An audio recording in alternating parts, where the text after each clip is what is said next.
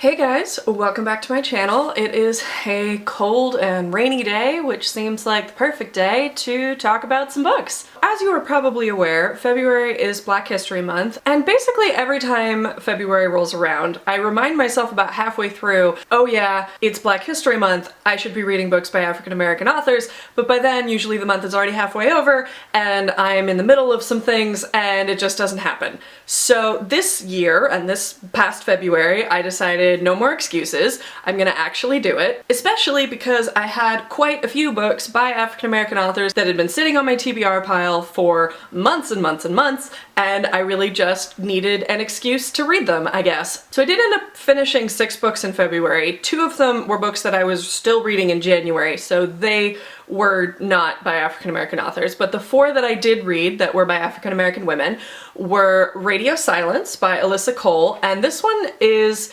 a post-apocalyptic romance novel that I bought back when it was on ebook sale possibly over a year ago. I have no idea anymore, time is an illusion. But the idea of a post-apocalyptic romance novel had kind of stuck in my mind as something that might be kind of fun. So I decided to pick it up this last month, and I really enjoyed it. So the basic premise is that Arden, who is an African-American woman, and her gay Korean-American roommate John are trekking up to John's family cabin up in like Rochester or something because the power has gone out everywhere as far as they can tell, and they're meeting up with John's family in the cabin that they own sort of in the woods. So most of the novel takes place inside this one cabin. There's not really a whole lot of set changes, but the 4 main characters are Arden, her best friend John, John's older brother Daniel, who is the romantic lead in this one, and then their little sister Maggie, I think. And for it being a post-apocalyptic novel, there's really not a whole lot of like physical danger or threats of violence. It does open with a scene of assault that is stopped before anything can really happen, and there's a few scenes here and there, but most of it is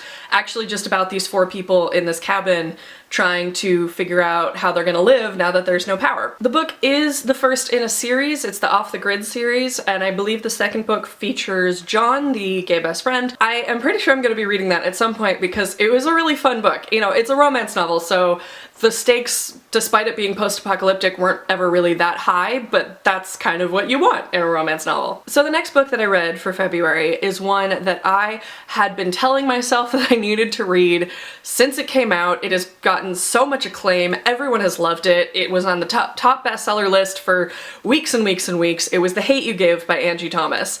Why did it take me so long to read this? I don't know. It was an absolute fucking masterpiece. I did this one on audiobook, and the audiobook narration is phenomenal. I don't really cry physical tears at fictional things, but I did a lot of just like deep emotional internal crying over this book. It's so richly textured, the characters are so real, despite the fact that it is inspired by the Black Lives Matter movement and is written with a very specific social cause and social message. It is handled really subtly, and it's handled with so much more grace than a lot of other novels that have the like big capital letters social message type stories. The main character Star is an African-American girl who lives in a very poor, rundown, gang-riddled neighborhood, but she goes to school at a very like rich private school, and it begins when her childhood best friend Khalil is killed by the police in front of her. We go through the whole process of the media outrage and the police response or lack of police response, but we also go into Star's really, really hard-hitting, well-written grief at losing her childhood best friend. She also lost another one of her childhood best friends when she was 10. She was killed in a drive-by shooting. And we get into the really like loving but complicated family dynamics that she's living with, and the fact that her boyfriend is from this rich school and he's white. There's just so much in this book, and it is so beautifully textured and so wonderfully written, and I am honestly considering going and picking up a physical copy of this book so that I can lend it out to people because it is that good. So the next one I realize might be a little bit controversial because I was not really a huge fan of this book, and I know that a lot of other people really loved it. It was The Sun Is Also a Star by Nicola Yoon. So this is about 2 kids that are both children of immigrants. Daniel is a Korean-American child who is being pressured by his parents to go to Yale and become a doctor, and Natasha is the daughter of two undocumented Jamaican immigrants, and they are being deported. So the plot begins of this one when Natasha is trying to get a last-ditch effort reprieve for her family because she has lived in the US since she was 8 and doesn't want to leave, and Daniel is on his way to an admissions interview to Yale that he doesn't actually really want to go to because he doesn't want to be a doctor. The experience of reading this book was kind of frustrating for me because I felt like the immigrant experience was represented really well in this novel. I felt like there were a lot of other things in it that were really well done, but the dialogue between Daniel and Natasha is so bad that it really spoiled my enjoyment of the rest of the book. This falls into the trope of the girl who's a scientist who doesn't believe in emotions and things that she can't see, and the boy who's heartfelt and poetic and has to teach her how to love, which is a trope that we've seen a lot and I never like it. And it was like as soon as they met, they stopped being real people and turned into cardboard cutouts of these ideal sets that then started debating. It was so frustrating because the rest of it had so much potential. I have read Nicola Yoon's other book, Everything Everything. I read it when it first came out. I had very mixed feelings about that one, and so since I also had very mixed feelings about this one, I'm probably not gonna keep reading things by this author. So the final book that I finished for February is another audiobook. It was Kindred by Octavia Butler. I was assigned some Octavia Butler in college for one of my sci-fi lit classes, and I was assigned the Lilith Brood books, which are the ones that are far future. They take place after Earth has sort of been colonized by these aliens. It's very, very weird. I didn't finish that book because I didn't really finish a lot of books that I was assigned in college. Don't be like me, do your readings. But it did really leave a mark on me in terms of what I thought sci-fi could do.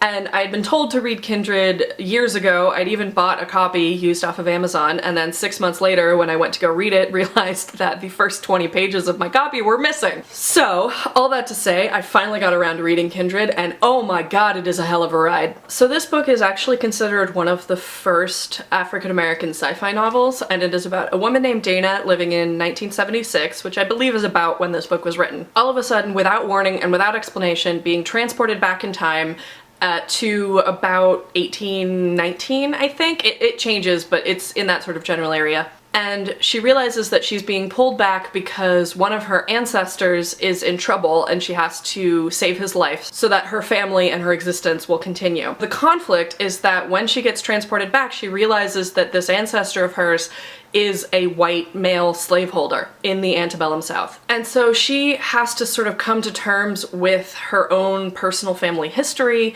and she also has to come to terms with the fact that she has to live in this time for extended periods of time, which is a time that is extremely brutal and dehumanizing even if she's not being physically abused, which she is sometimes. This book is often difficult to read. There are descriptions of beatings, both for other people and for Dana. There are descriptions of sexual violence to people other than Dana, and it is a really intense and unflinching look at the dehumanizing aspects of slavery, both for the slave owners who have no longer view their property as people, and for the people that are being viewed as property. At one point she is walking along the plantation and she sees this group of children who are slave children who are playing a game of selling themselves off at a slave market. And she remarks to her husband, who is white and on this particular trip had traveled with her, that she never really realized how easy it was to train people to accept slavery. It was a fascinating book. It was intensely emotional and really, really gripping and compelling. And just be warned, if you go into it, that it is a little bit brutal. So those were the 4 books by African-American authors that I managed to read in February. Obviously, there are a lot more wonderful, talented,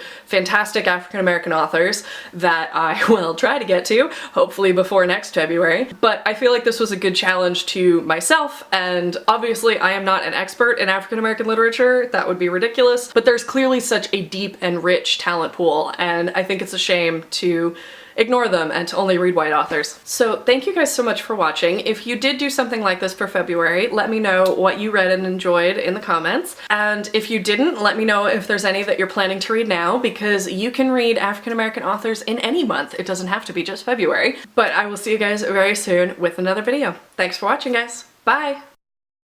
Than a lot of other books that have a capital letters social message. Than a lot of other books that have capital letters social messages. Social messages. There we go. And it's handled with so much more grace than so many other novels that have like the big capital letters social. Fuck!